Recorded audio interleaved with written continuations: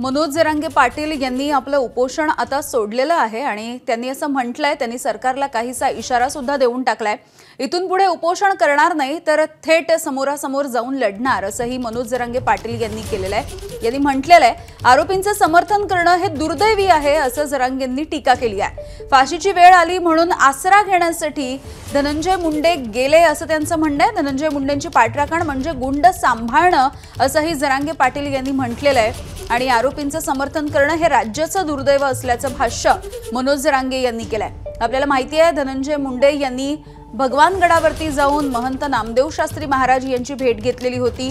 नामदेव शास्त्री यांनी सुद्धा धनंजय मुंडेंची पाठराखण केली आणि त्याच्यानंतर आता मनोज जरांगे पाटील यांनी ही टीका केलेली आहे। धनंजय मुंडेंची पाठराखण म्हणजे गुंड सांभाळणं अशा शब्दामध्ये त्यांनी घणाघाती टीका केली आहे। इतकं विकृतपणाने केलेलं कार्य, प्रकरण, घटना त्याला पाठीशी शक्यतो समाज घालत नाही। टोळी सोडली तर, धनंजय मुंडेची टोळी सोडली तर, कारण वंजारी समाजाला तर खूप अशा की त्यांना ह्या गोष्टी नाही मान्य।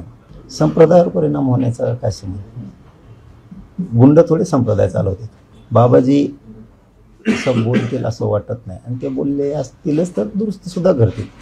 दबाव फिबाव पण ह्या शब्दाला मी नाही घेणे, मला नाही वाटत त्यांच्यावर दबाव येण्यासारखे ते नाही। ते महंत म्हणजे महंतच, जे आहे ते रोखठोक आहे त्यांच्यापाशी। एबीपी माझा, उघडा डोळे बघा नीट।